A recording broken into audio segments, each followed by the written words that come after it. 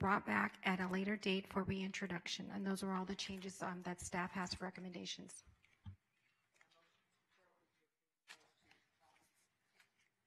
My motion would be to approve the agenda with those two items, 52 and 53, held till date certain. Commissioner, those two items are being canceled. Being deleted. Canceled. Okay. Can somebody explain to me what, because we had this discussion, no one quite understands. What's the difference between the hold, the deletion, the cancellation, A public hearing that is canceled would have to go through the full process for introduction and renewal the next time. Sometimes we hold a public hearing until a date certain. We don't have to renotice by introduction, but in this case, it's being canceled. So any action by the board to proceed will involve an introduction and then setting a public hearing. Okay.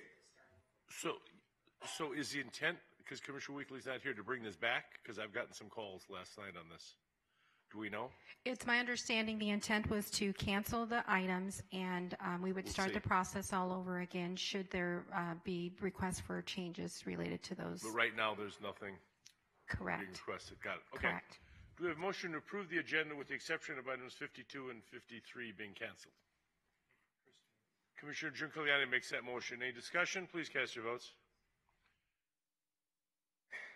Motion passes. And before we get too far into this, Commissioner Weekly will not be with us today. He's out of town. Commissioner Brager will be here, but she won't be for another probably 10 or 15 minutes. And Commissioner Gibson just had another grandchild this morning. So I know he's getting applauded. He didn't do anything, but that's, Okay. Okay, Mr. Chairman, the second, we can now go to section 2 of the agenda, which is your consent agenda. Please note that items numbers 4 through 51 comprise of your consent agenda. And staff at this point, we do not have any items for deletion, nor do we have any items to be taken separately. Does any commissioner have an item they'd like heard separately on the consent agenda, routine action 4 to 51? Anyone in the audience wants something heard separately, items 4 to 51? Seeing no one, do I have a motion to approve the routine action items 4 through 51? Commissioner Gibson and Giuncoliani move approval. Any discussion? Please cast your votes. Motion passes. Okay, it is not 10 a.m. yet, so we will need to go to section 5 of the agenda, which is your business section. Item 58 is to identify emerging issues to be addressed by staff or by the board at future meetings, to receive updates on activities of various regional boards and commissions, and direct staff accordingly. Okay. Item 58. Okay, I've got two. Well, you think of some items because we have to take up 45 minutes here, group. So come up with some items, please. I had the pleasure of attending the Welcome to Las Vegas sign this week, and we turned the lights blue for colorectal cancer awareness month. So I want to thank everyone for that. And then where's Eric? I think he had a video. We have the Chinese ink exhibit in the rotunda. So Eric, you want to see Eric? Okay. Moving on. We don't have any Eric, so we don't have any video. But there is a Chinese ink exhibit in the rotunda for those who would like to visit that. So, and we got new sod put in the area out there where the concerts are held, which looks good. The sod looks very, very nice. You're doing a nice job of getting that sod to take hold. Building's looking good. Got some new lights, looking very nice, very nice. Okay. We got 45 minutes here, group. Commissioner Kirkpatrick, take your time. Thank you, Mr. Chairman. So I wanted to give a couple of updates. So both Commissioner Giuncoliani and I sit on the health district. So we have been doing a lot of reach out with businesses. So if there are businesses out there that you think that we should be meeting with, we've recently met with the Asian Chamber, the Latin Chamber, and we're working with them to help them understand the regulations that we have in place. We also have the pool regs that'll be on the next agenda for adoption, and we have had several, and we've separated out HOAs so that folks that are within HOAs, they have a different opportunity. So the health district also is looking at raising some fees. So I encourage people to participate. They're going with rather a 2% straight across the board as opposed to doing the risk assessment as they had before. So there are some regs that need to be updated. The other one, which I mentioned at zoning last week, is the septic system. So we have to probably keep an eye on zoning projects that we do that allow for septics, because there's a bigger issue going on. Lastly, Commissioner Weekly and I, which he is still there representing Nevada at the NACO conference in DC. So we were fortunate to meet with the Department of Interior as well as the staff of the Secretary of Infrastructure. And what I will tell you, it was very nice to be in a room with 50 different states and for them to specifically call out Clark County and what we're doing on the transportation side as a whole, working with our regional partners. So it was very nice to get some kudos without asking. And what I would tell the general public is we really are very far ahead of other states when it comes to talking about it. And I go back to Commissioner Brown telling me what we do today actually affects transportation 10 years from now. So we are fortunate to be way ahead of that. I know Commissioner Weekly is staying today with the rest of the Nevada delegation to actually meet with our delegation as a whole. The other thing that they talked about is there's an opportunity for some of the dollars within infrastructure for us to benefit, especially in some of our rural urban areas. And I say that because just because we're in the urban area, we do have rural parts throughout Clark County for some broadband and connectability. So it was fairly interesting. I spent 3 days. I serve on the transportation board as well as the large state board, and Commissioner Weekly serves on 3 other, as well as the president of Nevada. So it was very informative, and I'm sure he'll have a lot more information to bring home. So thanks, Mr. Chairman. Mr. Chairman. Last evening, I welcomed the Western Veterinary Conference to Las Vegas. There are 14,000 attendees. They come every year. They've actually been in Las Vegas since '63. They're a 90-year-old organization. They've trained at the Oquendo Center over 43,000 veterinarians over the time that they've been training here. They do continuing education on a regular basis and offer many, many courses. They're recognized as the place to secure additional training. There's a lot of first-time things that happen over there. Their current plan is to double the size of the Oquendo Center, and we've been working with them to try and iron out some of the issues that are not so much our issues, but other issues with their deed, and I think we're going to have success at that. It is very well attended, and they expect to double the number of people that they can train as they double the size of their facility. So we welcomed them last night, and we're happy to have them here.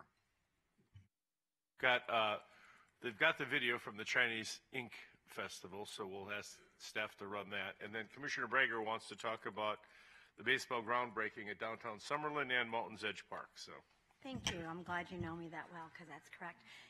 It was really exciting couple of past weeks. A number of us went to the freezing, can attest to down to my far right down there, and to Commissioner Sisolak and I. He kept saying he was cold, and I'm like, he has an extra probably 100 pounds than I have, but 500? Gee. 100, no. Even the audience was freezing. Anyway, it was absolutely over-the-top fantastic. I think our town, and I've been here since 1950. I don't think I want to keep saying that anymore. But it really was over the top. And then just a few days later, out in Mountains Edge, we did the groundbreaking for the 4 ball fields that are going to be out there. And when you stand there and look at what has happened in the far Southwest and throughout our whole community over the last year or two. It's just amazing how people have worked together, and we've been able to provide and work with across each other's districts. With in that particular area, those 4 ball fields, I don't think there's anything like it in the state. I know there's nothing in Southern Nevada, but I don't believe there's anything in the state. And so our high school, our college teams, the senior adult teams have just wanted to really come. So it's also an economic factor. But I have to thank Commissioner Sisolak, because without the start of that park, when we really didn't have any dollars at all, we were able to move some money, and it really made a huge difference out there. And when you go out there, the amount of people that are at the park part of it is amazing. I mean, hundreds and hundreds of people on a weekend. So it's a very exciting time in our community with baseball, and I think in that southwest area, the nice thing is the way that you can get there. I think in any part of the town, you could be there in 30 minutes, and I know the town really well. So lots of good access, lots of great restaurants, shopping, parking. So it'll be very exciting, and thank you for that. Thank you.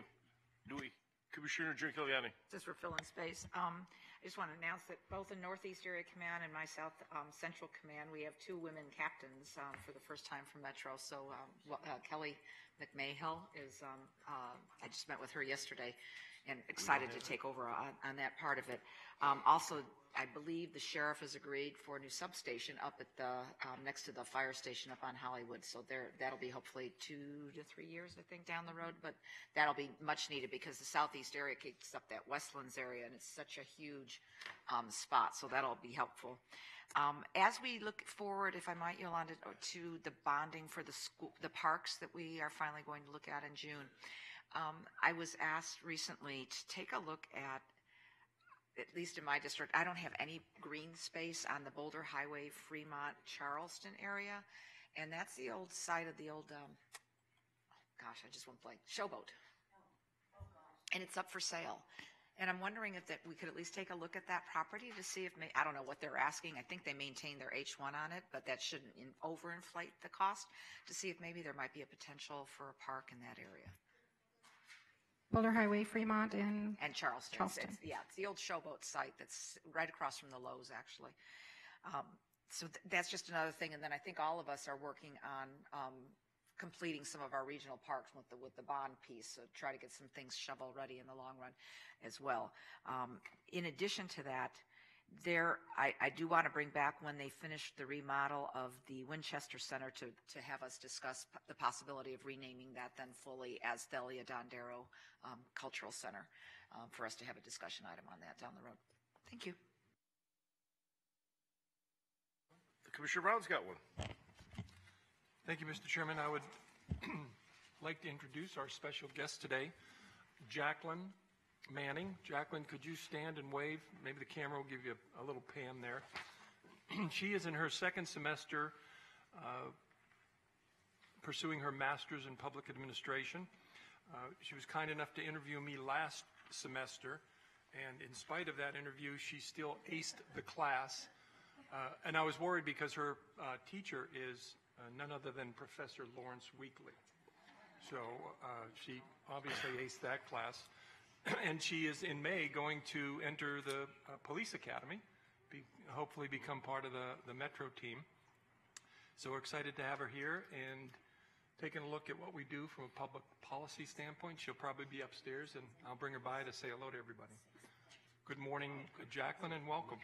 Good for him. That's great. Good morning. Did you want to say anything? No? You don't have to. Okay.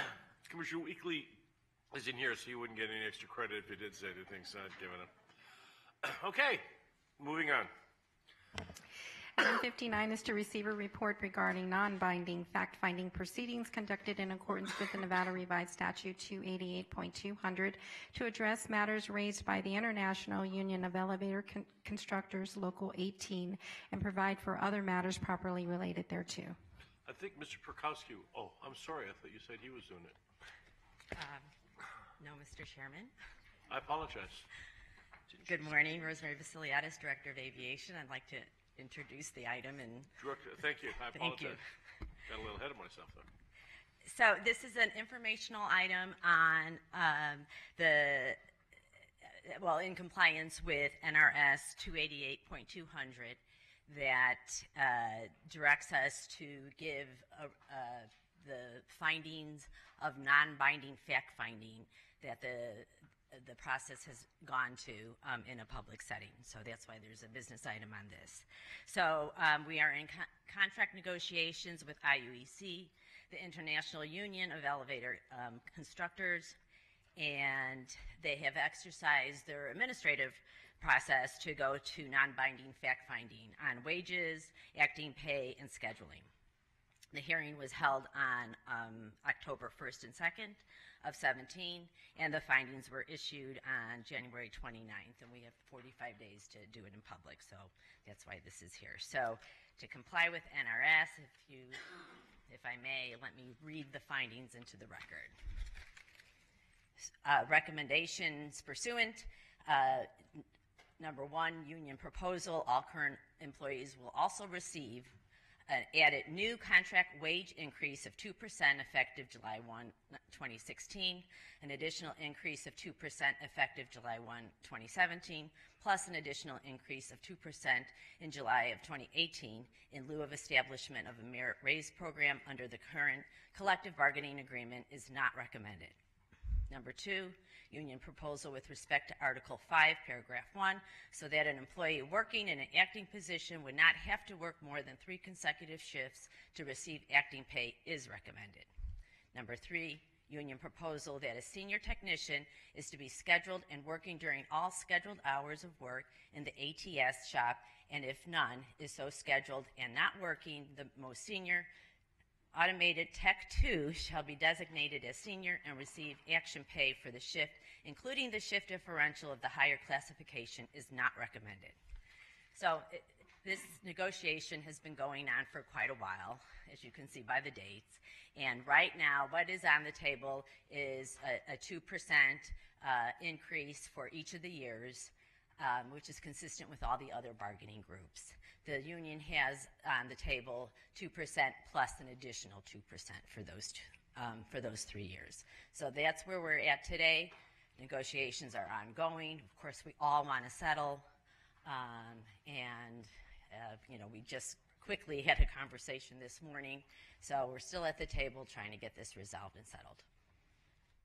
Does that complete your presentation? And that's my presentation. Mark Rishardi of Fisher and Phillips is the representation for the county in this matter, and he is here if there's any other questions. Okay. Commissioner Brown has a question. Thank you, Mr. Chairman. Mary, what's the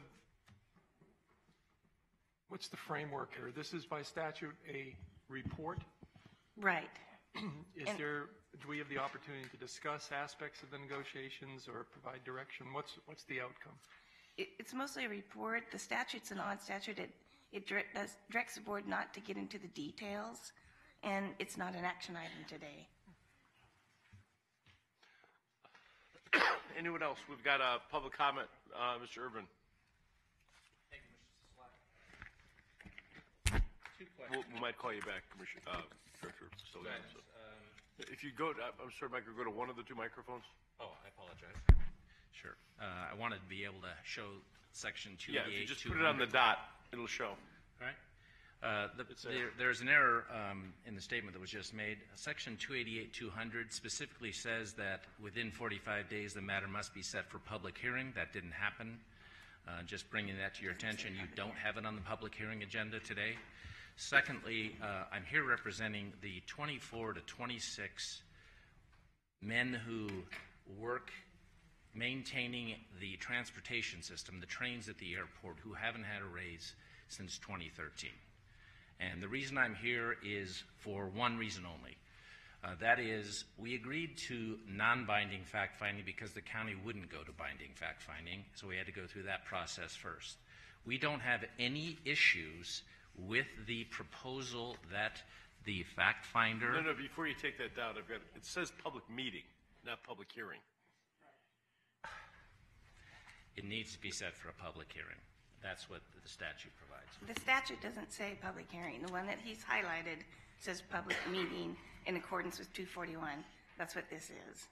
I'm glad you brought up 241, because the second part of this is As you can see, this is the proposal that's now on the document that refers to. Could we get video to put that up on the screen, please? This is the proposal. One misstatement was that the first raise would be effective July 1 of 2016. It actually goes back all the way to 2015. I wanted to correct that oversight. And secondly, there's only one issue. All of this information is agreed to by International Union of Elevator Operators, Local 18, except one issue, and that is paragraph 3. We have some people who, they're called underfilled positions. They actually start at as low as $18 an hour. And what happens under the contract is they're supposed to get increases every 6 months. This proposal has retroactivity all the way back to July 1 of 2015, but no retroactivity for those step increases that should be given to these employees. We believe that is an error, and when I brought this to the attention of council, I was told, get this approved and file a grievance. That's not what I'm interested in doing. I don't want to continue this fight. We want to basically have a contract in place and be done with this. The only issue outstanding is for these gentlemen to get the step increases that they're entitled to going all the way back. They've been there this whole time. They're entitled to that. Now, there's a mention of SB 241, but as you recall, SB 241 came into play in 2015. This contract terminated in 2014. I'm sure all of you are aware that we litigated the issue of a contract that terminated prior to SB 241. It did not apply. The EMRB made that ruling. Thank you. Thank you for your comments. Anyone else wishing to speak on this item number 59?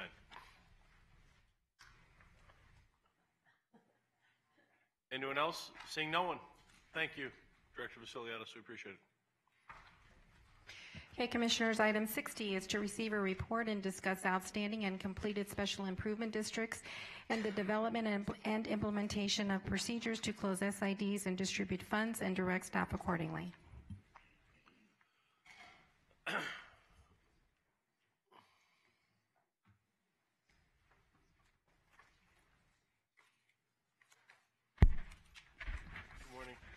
Good morning, Commissioners, Mr. Chair. I'm Laura Fitzpatrick, for the record, Clark County Treasurer. And Mr.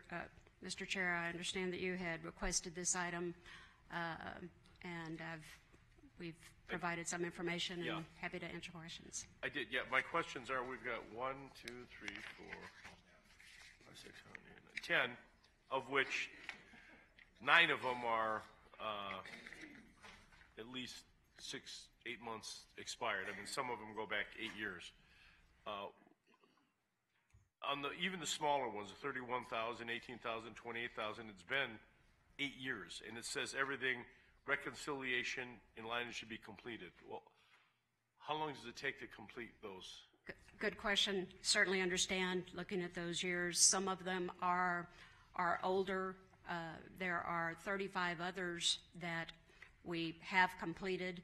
Some of them because perhaps of their smaller dollar number, or others were done because they were being looked at along with others. Those are reasons, not excuses, I understand. The older ones are definitely next in line, and the process of review.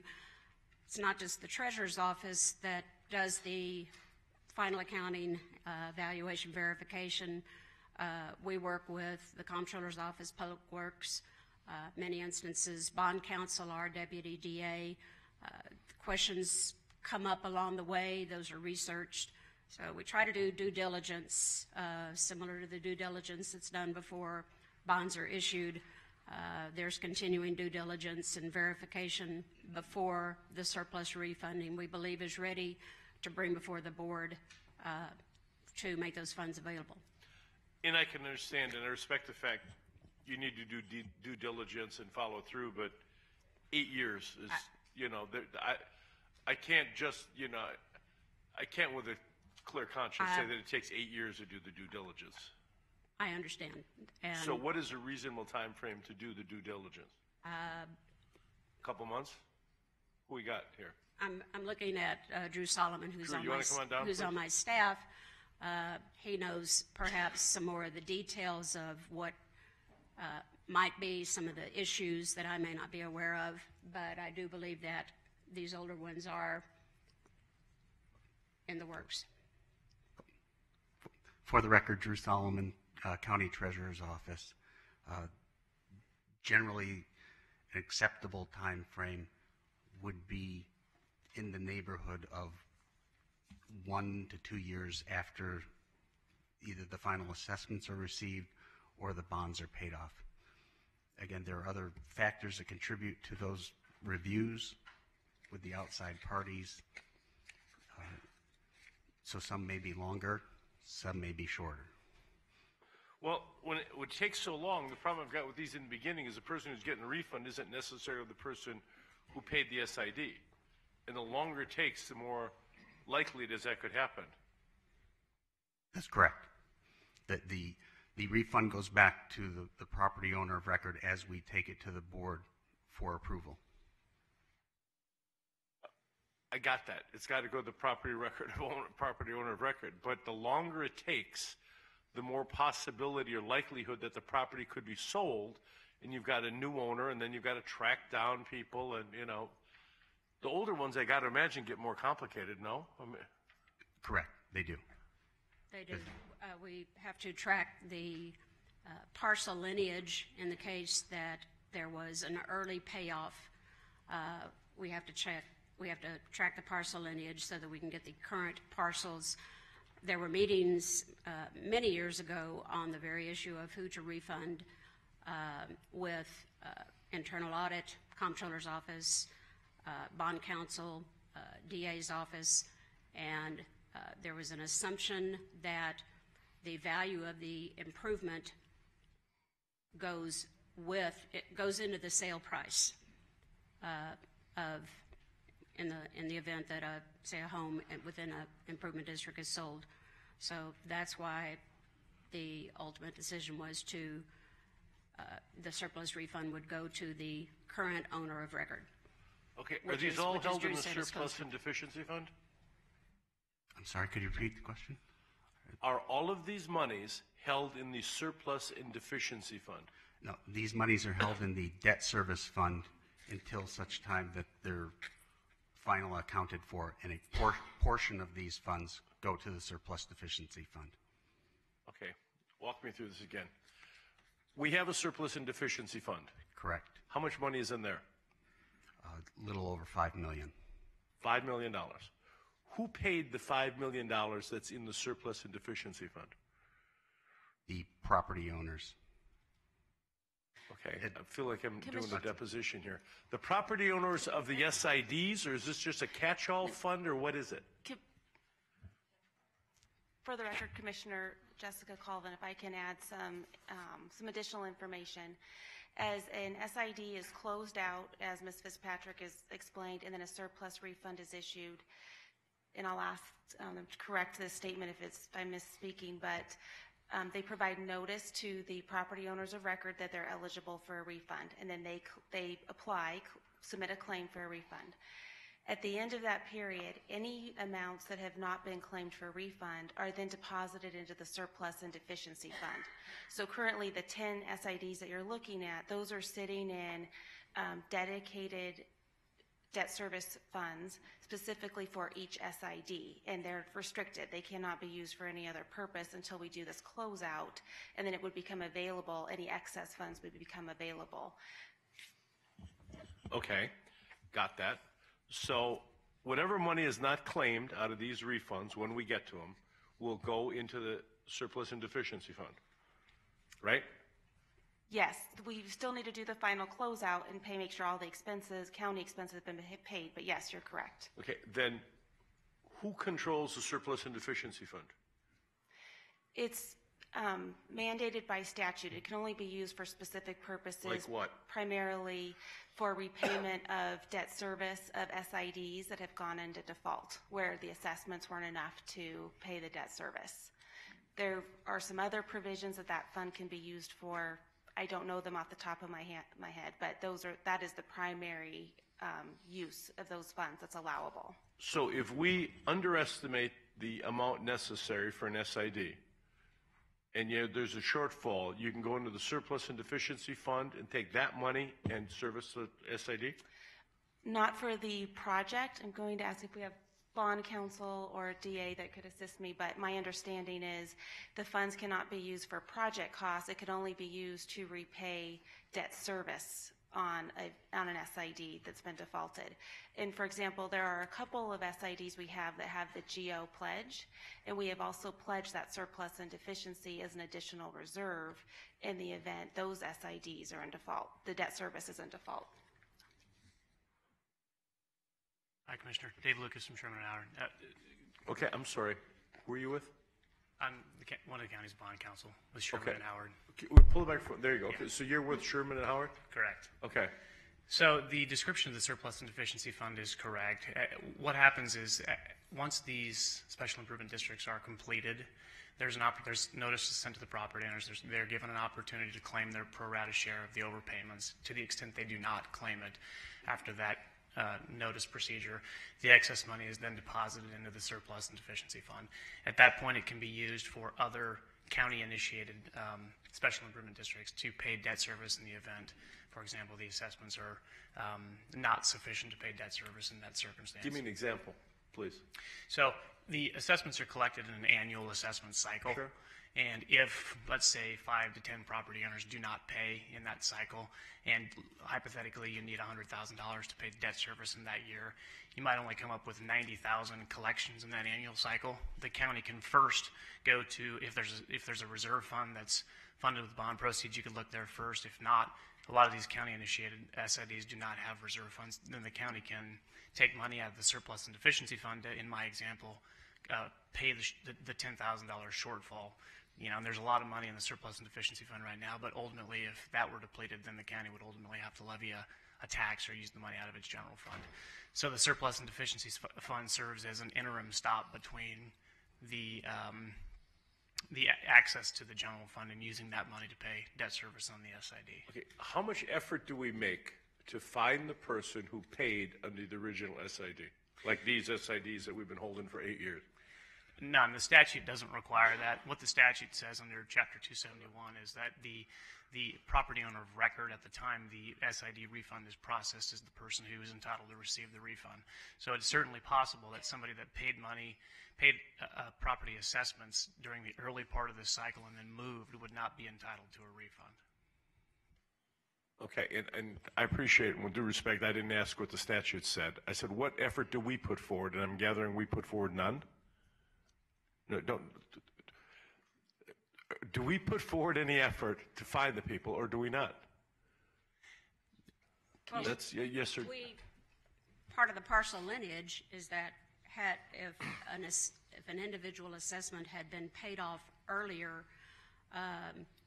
if that parcel splits, we have to look and see what the current day parcel is. So what we call the baby. The mother may have split multiple times.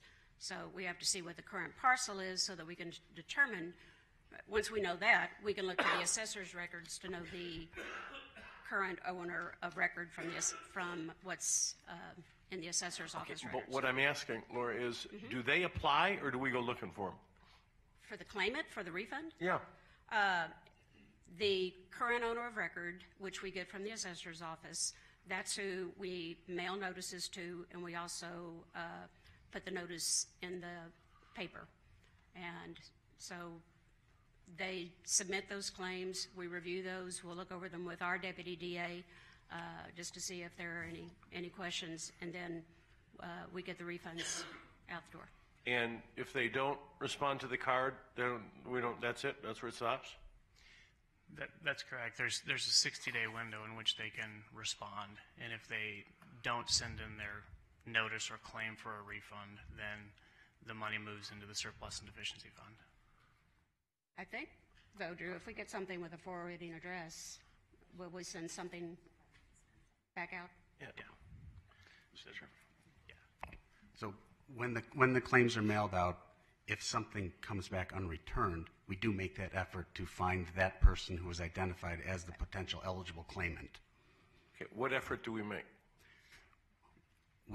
follow up on the forwarding address if there is one, or other attempts, reasonable attempts to locate the person through assessor records or recorder's records? We'll look to see if the owner of record owns other parcels, and there may be other addresses Okay, available on and I deeds. don't want to drill too down here, and I'm going pretty far with this. It just seems like we make a lot of effort to collect the money, but we don't make anywhere near that much effort to return the money when we over-collect the money. I'll leave it at that. Does anybody else have any comments or questions? Commissioner Gibson. I think that's a fair observation, but as we look at what's happened here recently, we're making an effort to clean up the backlog. But when you talk about the DNA of the parcel, it sounds to me like what you're talking about is you take a discrete parcel, you figure out how many times it's been cut up, and then you have to determine who owns all of those different pieces, right? Because the assessment was against the larger parcel. So anybody that owns a little piece of it has to get notice. Do you send notice to, excuse me, to anyone before you know the whereabouts or the identity of everyone? So if you have a number of parcels, excuse me, one of which has been cut up 10 times, do you send any notice out until you know who all those 10 people are? Do you send notice to the other 9, and then when you figure out who the 10th, who owns the 10th one now, the 10 people that own it? Or do you wait until you've figured out who owns everything, and then you send out the first notice? Well, if we've done the parcel lineage and we know what, this mother went to 10 babies or 15 or 50 or whatever, we would have the owners of record of all of those current parcels, and so I can't. So I got the idea, excuse me, I got the idea yesterday when we were briefing that there is an enormous amount of work that has to be done. You have to investigate, and a lot of that takes incredible amount of time and effort. And that includes the parcel lineage, tracking that through to make sure that all of the splits have been accounted for. But that's also going to be working with the other departments to see that the final accounting of expenses, everything's been recorded. Any potential legal issues, there are arbitrage, rebate considerations. So there are a number of factors that enter into the process before we can take a final list before the board. But the arbitrage issues are independent of who owns the land, aren't they? Those aren't triggered by land ownership. Those Correct, are triggered by other factors. It is part of bringing to closure. So I don't know that we've ever had that particular instance hold up a surplus refunding, but it is something that is looked at as part of the wrapping up processes. So just so I'm clear, what we do is we receive a report from the assessor's office. You receive a report from the assessor's office that reports to you on who owns every single piece of land that was included in the property that was subject to the district. We in our office do the lineage on those parcels. Okay, so you look at what the current record says. And then we look at the assessor records. So you look at what the record currently says. Right. Where is, Drew, I know that you have spent an enormous amount of time trying to clean all this up, but I'm missing what that work is now, because I guess I thought there was something more. If, in fact, you're just receiving a report on what the current record ownership is of the properties that were included in the SID in the first instance, so that you know, I mean, the minute you get that report, you know their identity, right? It's not a report. There is I guess it's called an assessor tree, where you can go back to and key in what I'll call the mother parcel, and that will tell you where that went, and then you have to look at those, and you have to see. But none of that matters, because the only one who qualifies is the one who is on the title today, right? None of the, Bill owned it, and then Sally got it, and then June received it, and then somebody else got it. whoever the last one to get it is, whoever the last one to hold title. Today is the only one. That's the piece I'm missing, because when we talk about 1 year, I mean, we talked about this. I thought 1 year, 2 years, sounded like a fair assessment, but this morning I guess I'm missing something. So there's the math that goes along with the original assessment. You had talked about the large piece of dirt that, say, had $100,000 on it, and now it's become 20 different parcels, of which may have derived a different special benefit across each one of those subunits. Oh, so you don't just divide it by the number of acres and no, sir. Square feet? It's based on the assessment engineering allocation of those original assessments. So it may start at 100,000, and you have 20 babies, and 4 of them may be at 10,000 apiece, and then breaking it down to reconcile back to the 100,000. So and you have could to have carry the smallest piece of property have the greatest amount of refund. Just this, right? I mean, it isn't. It's not the adequate share of everything according to what the percentage ownership is. Correct. It's based on the percentage of assessment from the original. All right. I understand that a little better now. I think I understood yesterday. Now I am back to where I was yesterday. That's the way I make progress. If I can just be where I was yesterday, I'm all right. Happy to be with you again and no, I get it. I just didn't know the right ever more question. detail, Thank Commissioner. you. Anyone else? Thank you. So do you need direction, Mr. Chair? Is that No, your this wish? is just a report. Okay. Could you come back to us? Mr. Bilbrey, did you want to speak? Somebody want to speak on this item? Good morning. Bob Bilbrey, representing the Laughlin Economic Development Corp. I spoke here last week during the closing of the 3 SIDs in Laughlin, and somewhat I feel like we peeled back the onion on this. And again, I think you can see that, we have a situation, as Commissioner Gibson indicated, that, when the cutoff date is 8 years or 12 years, there's no possible way the Treasurer's Office is going to trace back the splits, the time, who the real property owners were. I'm like I said last time, on those 3 SIDs, I'm the only living partner. And what's really comes up is when you delay the final accounting and closing of the improvement district, and you delay it a year, or 2 years, 3 years. The farther out you delay it, the farther out you get from the rightful owner who really paid for those improvement districts and should be getting the refund.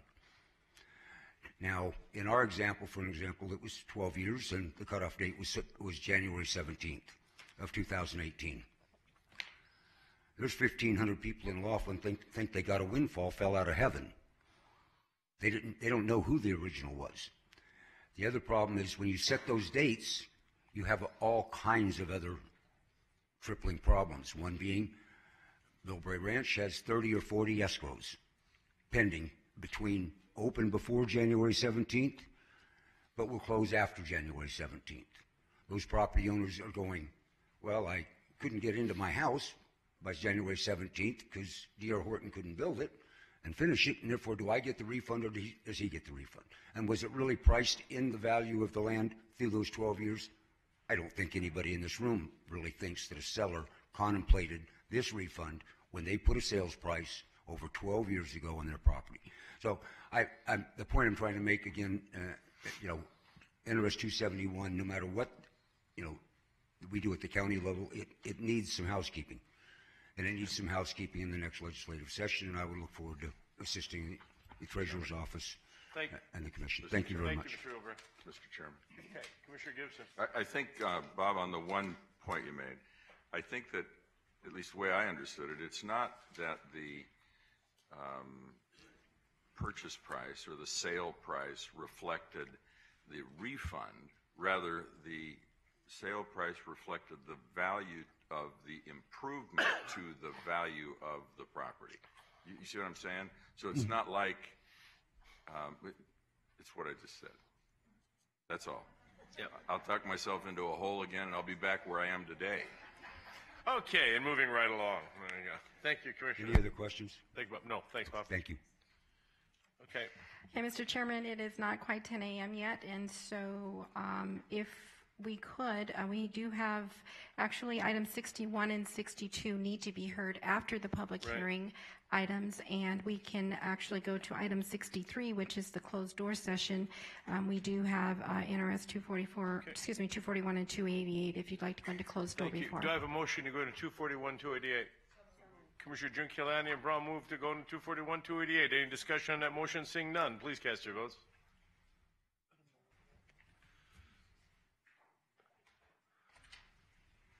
Motion passes. We'll be out in a few minutes.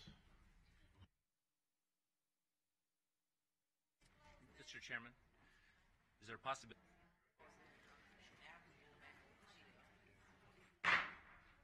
Okay, we are back in session. Mr. Chairman, we can now go to Section 4 of your agenda, which is public hearings.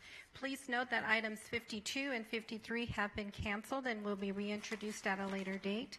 We can now move to item 54, which is to conduct a public hearing and approve, adopt, and authorize the chairman to sign an ordinance amending Title 22 of the Clark County Code, Chapter 22.02, by amending Section 22.02.02.345, subparagraph E, to reduce the express processing plan review fee, providing for other matters properly related thereto, and take other action as appropriate. Thank you, Ms. King. And this was an item I asked to bring forward, and I've heard an enormous amount of input from the industry and different groups, and I would like my colleagues' opinion on holding off on adopting this, but asking to put a work group together, including home builders and NAOP and the Resort NRA and the AGC, and I don't know who else we can think to throw in there. Randy, we had a list of 5 or 6, I think, yesterday, right? Mr. Chairman, that's the 4 that I thought of off the top of my head as that's far all as we the have? industries. Okay. And then we'll reach out to or ask if anybody else by group what might be interested. I as mean, well. maybe the engineers. I don't know if the engineers have. We could reach out to Who? them. Whoever wants to come, Commissioner Giuliani or Kirkpatrick, whoever. Just a question, because I would hope that we're looking at not just the financing, because the process itself would be the key piece, in my opinion, from what I heard from folks. So that I think that if we did do that, that would needs to. Absolutely, we're looking at that. And one of the inputs I got was that they're afraid if we reduce it to half, everybody's going to go on that line, and it's going to get longer. So we'd like to handle that and then talk about outsourcing. I know Commissioner Kirkpatrick, go ahead. No. Thank you, Mr. Chairman. I'm wondering if you would entertain making it maybe taking some existing projects that are out there and using them through the process so we can see and actually follow it. I know maybe some can go to the private sector, maybe some, and I really think that we should bring in our student engineers so they understand how it works, and then we could be moving 10 projects along at the same time, have our staff work with us so that we're following the process to see if the expedited is needed, and in what instances could we cut the process so that everybody's getting through the project. Right. So if you'd entertain that. That would be my hope. And then I'd also like to ask, and Mary, I don't know how I can do this, if, not promising any changes, but if there are any changes as it relates to the fees, to make those retroactive till whenever we started this, the 1st of January, we have the discussion. I don't want to stop people from expediting till we get this worked out. You know, so if we can say that if in fact there is a change, Mary, can we do this, that then it would be retroactive to January 1? That proposal could be part of the ordinance. We can't promise anything at this time. Okay.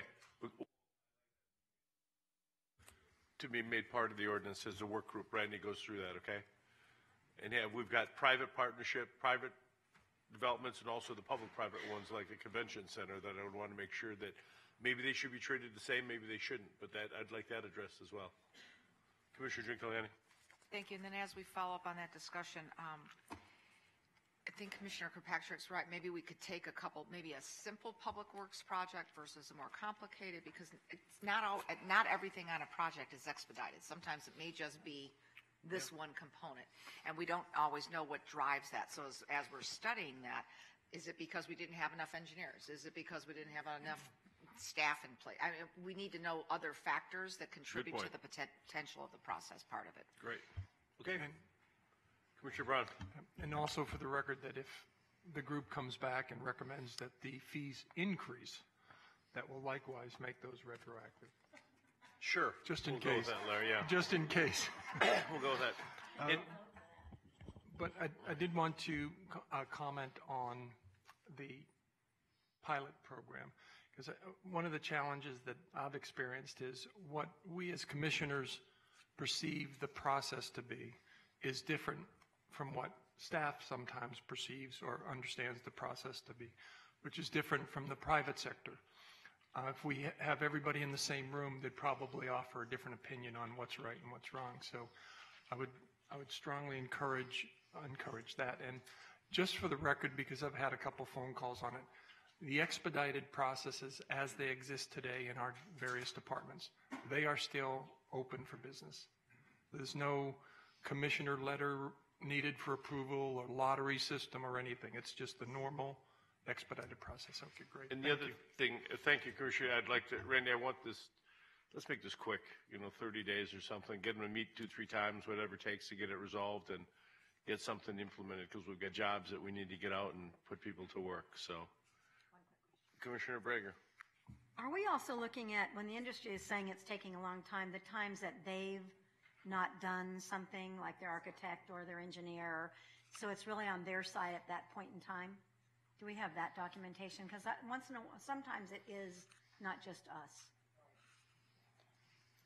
If I can address kind of Commissioner Brager, your comment, as well as Chairman, your comment.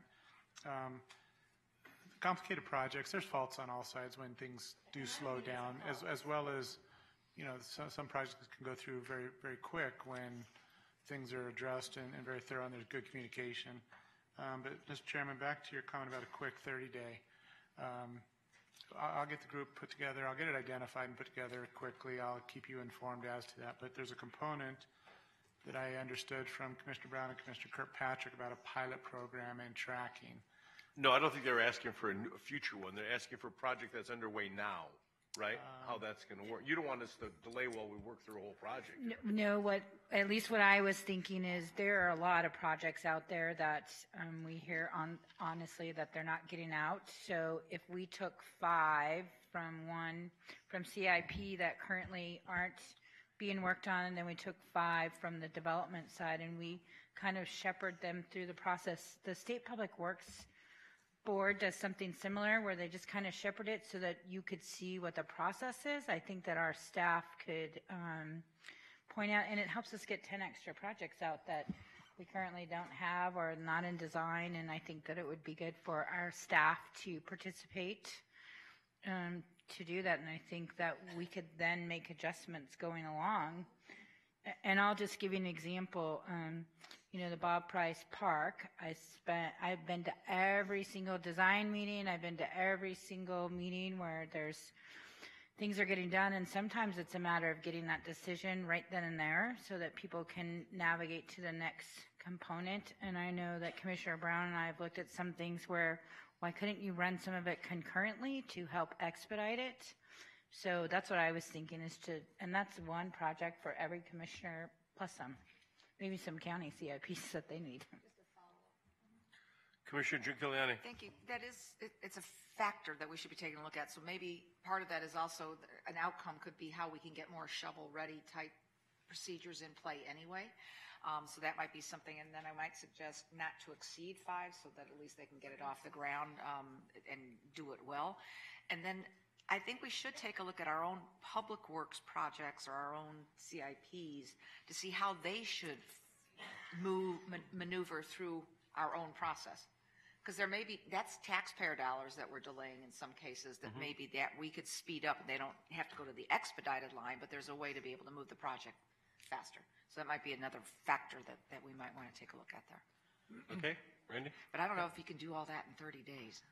That's what I want to address. We were going to come back to that. I know. Well, let's go to 60. I don't want it to drag out there for the sake of dragging out. Sometimes when we put these committees together, everybody waits till the 60th day. Not you, Randy. To try and get the group together and identify a 30-day goal which is the expedite and a fee. The longer-term goal is to use the same group to identify the process and look for improvements in that area as well. And if anybody's interested in participating, call either you or Yolanda. Correct. Be included. Clarification, because I think if we separate the fee from the process, we're going to lose sight of what we're really trying to accomplish here. Randy, if I may, what I'm hearing is that there's really two steps that we would like to utilize this committee for. The first part of it is to discuss the expedited fee, to look at what the expedited fee should look like, maybe perhaps what the appropriate staffing should be, if those fees should be increased or decreased. So that would be the first part of this, which I would think that we could try to get done within 30 days, and that would tie directly back to what the item is for today, but also continue to utilize that committee because those are all interested parties in looking at perhaps the public works side of the process, which would perhaps put into place a pilot program that would take into account our capital projects or existing projects and utilize it to review the process as well as. If you're telling me that the fee is not tied to the process, then we've got a flawed process in the first place.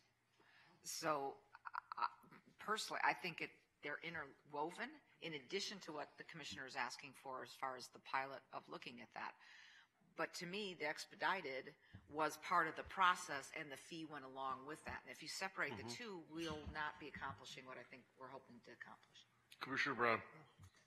I agree. I'd suggest we take a step back and take these 30, 60, 90-day timelines off. It's the fees, staff resources, private sector submittals, those are all pieces. But I think the focus here is on how we process, how we deliver our programs to the internal customers and external. So I'd really be concerned I'm fine. if we... Let's take the 30 days off. As long as we're going to make it retroactive, I'm fine, so that people don't stop getting in the line now to get them expedited. So that's fine. I'm good with that. Yeah, Commissioner Brager and then Kirkpatrick. And back to what Commissioner Kirkpatrick said on the concurrent, I think sometimes when people have called me, that's part of the problem is we get stuck on one item when something else could be going on at the same time, legally and technically. And I think if we could get staff to look at that a little more broadly, I think that'll get some of the projects. And I could name the Sandy Valley Park shouldn't take 4 years.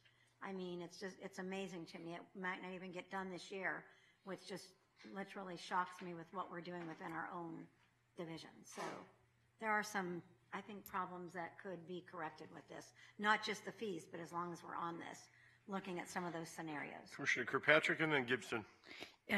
Thank you. And so if I may, Mr. Chairman, make a suggestion to you. So really, 30 days is a long time from now, and so many other things come about, just even putting together a committee. I would believe that all of us have had so many calls from the private sector saying they're just dying to do all the work that we should kind of hold them accountable now and say, okay, 15 days, we're going to have this committee. It's going to meet.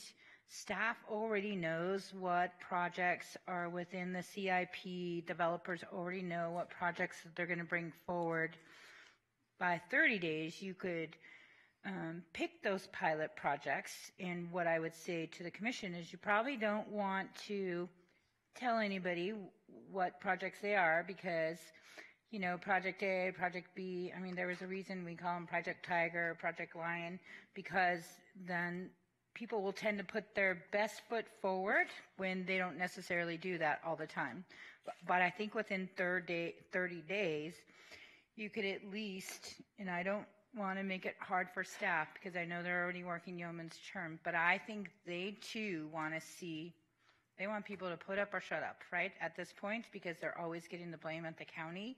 And I think this will be good, and it would literally take us 45 days to see what projects they could even do, because you still have to follow NRS, you still have to go out to bid with some of the ones if you just went to a private sector. So I just think that we could, and honestly at the building department, we want to understand where that process, all of it falls into it. So you could literally take project A and follow it all the way through from whether they had everything designed And then you could see, is there a point when they could have had expedited? Is the drainage study the holdup? Why is that the holdup? Is there not enough talent out there?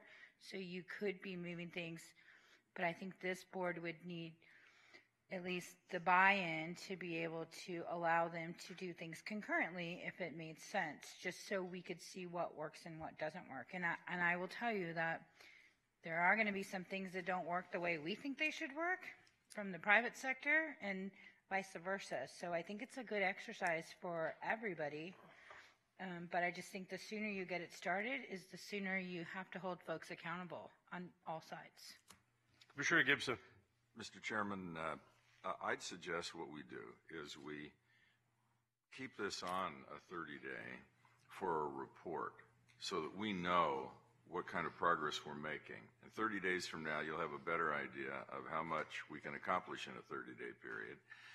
And be prepared to receive a 30-day, maybe a second 30-day, or maybe a 15-day report, but keep it in front of us. And since we're holding people harmless back to January 1, I think that everybody has an interest in having this be right as opposed to be rushed. Correct. So I think that there's real value in doing that, but let's keep it in front of us. Let's don't wait for any period. Let's just say 30 days, we want you back here and we want you to make a report, and then we'll make a judgment about how much more time we give you. Okay. We'll just hear from you in 30 days and we'll go from there. Great. Okay. Okay, Mr. Chairman, if I could take items 55 and 56 together, I'll read those together and we can hold the public hearing together. Item 55 is to conduct a public hearing as required by Nevada Revised Statute 271.310, paragraph 1, concerning the creation of the Special Improvement District 162A, Laughlin Lagoon, for dredging work in the Laughlin Lagoon waterfront area located along and adjacent to the Colorado River in the unincorporated township of Laughlin, Nevada, and authorize the Director of Public Works to prepare an ordinance creating the district. Item 56 is to conduct a public hearing as required by Nevada Revised Statute 271.310, paragraph 1, concerning the creation of the Special Improvement District 162B, Laughlin Lagoon Maintenance, for the maintenance of the dredging work in the Laughlin Lagoon waterfront area located along and adjacent to the Colorado River in the unincorporated township of Laughlin, Nevada, and authorize the Director of Public Works to prepare an ordinance creating the district. Thank you. At that time, this time I'm going to open the public hearing on items number 55 and 56. Mr. Cedarberg, I understand you have a brief presentation? Yes, I do have a brief presentation. Good morning, Commissioners. Dennis Cedarberg, Department of Public Works. The SID that we're proposing here is a relatively new form, a type of project that was authorized in the 2015 legislature session. It's a waterfront project. It involves dredging the Laughlin Lagoon across this frontage here. The estimated cost of the assessments is about $3.4 million. The properties will be assessed on a front foot basis based upon their frontage along the lagoon. The project entails along this red line dredging a channel 100 foot wide, about 6 feet deep, additional 6 feet deep, and also an access to the Colorado River, a 200-foot wide dredging of a channel to get to the Colorado River. Over time, this lagoon area has silted up and deposited sediment within the lagoon area and on the access to the river. So this will restore the lagoon to a navigable condition for the public and the property owners to enjoy access to the Colorado River. We do intend to add additional culverts under the levee here to increase the flow to the river. With this companion SID, which is the initial SID for the dredging, we have a companion SID which would provide for an annual maintenance assessment to the property owners to maintain the navigable access of the lagoon and to allow the use of the access to the river. So there's the 162A is the initial capital investment for dredging the lagoon and creating the channelway, and 162B is the annual maintenance SID to maintain that navigable access. Mr. Cedarberg, does that complete your presentation? Yes, it does. Okay, then I'm going to ask, does the clerk have any written protest? We do not, Mr. Chair. Okay, is there anyone present wishing to be heard on this item? I've got a card, Mr. Maniaci.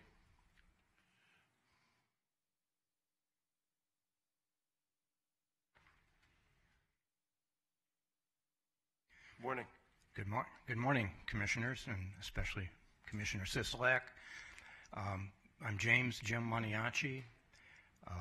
For transparency's sake, I'm Chairman of the Laughlin Town Advisory Board, and I'm also President of the Laughlin Economic Development Corporation.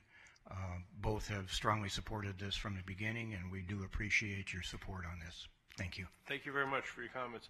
Anyone else wishing to speak on this item? If he's coming on to speak or not. Nope, just changing seats. Okay, then I will close the public hearing on items number 55 and 56.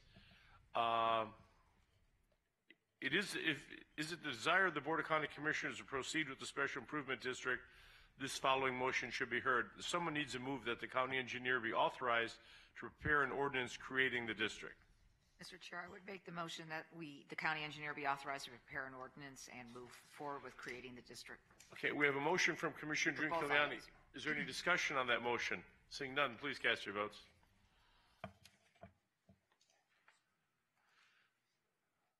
This is on items 55 and 56. Motion passes. No, will you bring that back to us? Is that?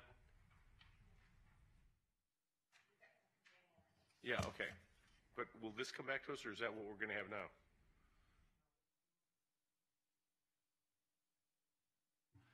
The item will come back to you for the ordinance, but you need to do the next two What items. is prepared, right? I got that. I know I need to do the next one. Okay, moving on to items 61 and 62. Ms. King. Commissioner, we still have 57 under the public hearings. Item 57 is to conduct a public hearing and approve, adopt, and authorize the chairman to sign a resolution to augment the fiscal year 2018 general fund budget. This is a public hearing. At this time, I'm going to open the public hearing, item number 57. Anyone wishing to address the board on item number 57, please step forward and identify yourself for the record. Comments will be limited to 3 minutes. Seeing no one, I'm going to close the public hearing, number 57. Do I have a motion? We've got a motion from Commissioner Gibson and Giuliani for approval. Any discussion? Please cast your votes. I think it's 58 million is what we're augmenting, correct? 53. 53, just so for the record. Thank you. Motion passes. Okay, Mr. Chairman, we can now move to item 61, which is to approve, adopt, and authorize the chairman to sign a resolution disposing of protests concerning the creation of Special Improvement District Number 162A, the Laughlin Lagoon, for dredging work in the Laughlin Lagoon waterfront area located along and adjacent to the Colorado River in the unincorporated township of Laughlin, Nevada, to introduce an ordinance creating the district and set a public hearing for Tuesday, March 20th, 2018, and to consider the ordinance. Mr. Chairman, I would just like to make note for the record that in the recommendation it does include as if an emergency exists. That language has been removed. Okay, we're going to hear these separately. Do I have a commissioner move for the adoption of the ordinance? I would move to adopt the ordinance, Mr. Commissioner Chair. Giuliani moves to adopt the ordinance. Any discussion? Please cast your votes. That would be adopt the resolution disposing of the protests. I'm sorry, Commissioner. My motion would be to move adopt the the resolution. Correct, yeah. Thank you. Motion passes. Now, Commissioner moves to introduce the ordinance. Mr. Chair, I would move to introduce the ordinance. Commissioner Giuliani moves approval to introduce the ordinance. Any discussion? Please cast your votes. Screens aren't up. They're up. Okay. Cast your votes, please. Motion passes. I ask that you read the ordinance. The clerk reads the ordinance by title. An ordinance creating Clark County, Nevada Improvement District Number 162A, Laughlin Lagoon. And we'll set that public hearing for March 20th, 2018. We can now move to item 62, which is to approve, adopt, and authorize the chairman to sign a resolution disposing of protests concerning the creation of Special Improvement District Number 162B, which is the Laughlin Lagoon, for dredging work in the Laughlin Lagoon waterfront area located along and adjacent to the Colorado River in the unincorporated township of Laughlin, Nevada, to introduce an ordinance creating the district and to set a public hearing for Tuesday, March 20th, 2018, to consider the ordinance. And Mr. Chairman, also please note that the recommendation did include as if an emergency exists, and that language has been removed. Thank you. Do I have a commissioner move for adoption of the resolution? So move, Mr. Chair. Commissioner Giuliani Brager move adoption of the ordinance. Any discussion? Please cast your votes. She moved for adoption of the resolution. Yes. Adoption of the motion resolution, was right. for disposing with protest the resolution, Mr. Chair. Well, I don't have anything on the protest here. Well, it's not on my sheet. Randy? Oh, you're talking, it's up on the top in bold print. It's in bold print, thank you. That motion passes, thank you. Now I've got the Commissioner to introduce the ordinance. Mr. Chair, I would move to introduce the ordinance creating the district. We have a motion to introduce the ordinance creating the district. Any discussion? Please cast your votes. I'll ask the clerk to please read the ordinance by title. An ordinance creating Clark County, Nevada Improvement District Number 162B, Laughlin Lagoon Maintenance. Okay, that public hearing is set for March 20th, 2018. Thank you very much. Next item. Mr. Chairman, that concludes your agenda for today. This is the second time set aside for public comment. Anyone wishing to address the board on any item, please step forward, identify yourself for the record. Comments be limited to 3 minutes. I got a couple cards, but I don't want to call on people, so if you just want to come on down, you're welcome. Good morning, Commissioners. My name is Salem Ayub. I've resided at 3079 Garnett Court since 1973. I'm mainly here, I'll try to be as fast as I can, I've got a few items. I'm mainly here to get an indefinite exemption, excuse me, from the trap and release policy. I've talked to Jim Anderson. I contacted Miss G's office a few weeks back, and he called me at home. I'm up to my arms in cat feces. I've tried all the deterrents. I've asked my neighbors to stop feeding them. I have $80,000 in medical bills. I almost had my foot amputated last year. This is a community health hazard because basically we know there's rats everywhere. The cats do not control the rats. They actually bite into them, get infected, and then they defecate, and I have pictures of vomit. My 84-year-old mother using Clorox bleach on our pool decking. So I'm looking to get a nuisance declaration so I can trap them and they won't be returned. I've got a 26 cat count just in my neighborhood, or just in my cul-de-sac. So I'm looking for that. Another thing, we got a serious vagrant issue. By my count, I have 25 people living under the wash, the Flamingo Wash at Pecos McLeod and Desert Inn. There's another probably 75 at Boulder Highway, and they do have guns. I've counted around 150 stolen bicycles. People in my neighborhood are missing pool equipment. And I think this board does a real disservice to the community by only having 14 code enforcement officers for 8,000 square miles. So we need to actually put that in. Maybe I should have stood up for the 58, or what was it, 57 item. We have to have more code officers, more animal control officers. The garbage can issue, and I'm getting to the point now where we have divisive neighborhood arguments. 30-year neighbors, we don't talk anymore because they refuse to take care of their yard. We've got palm trees that haven't been cut in 20 years, and these are apartment complexes for rats. So as far as the vagrant issue, are we going to wait till we have cholera and dysentery in Henderson? Because they are defecating, these humans are defecating in the sewage drainage areas. And this is a serious matter. Now, I've already been physically threatened by garbage pickers. Now, we know that garbage picking isn't against the law, but it does violate the sound ordinances. So basically what I will be doing tonight, because it is trash day tomorrow, it's heavy trash day tomorrow, so I sit on my front porch all night long, don't get any sleep, and I run off garbage pickers. And I've been physically threatened 3 times. Now, when I call Metro, they say it's not against the law to go through people's trash. But it is a sound violation. So I recommend that we have like weekly, there's a gold mine of code violations. Another thing, just real quick, I'm paying property tax for single-family residential zoning. So we have multiple cars parked on yards, that kind of stuff. Maybe I can come back in 2 weeks and address that if we can do that. Yes, sir. Thank you for your comments. All right, thank you. Anyone else wishing to speak during the public comment section? Anyone else? Okay, seeing and hearing no one, we're in recess until...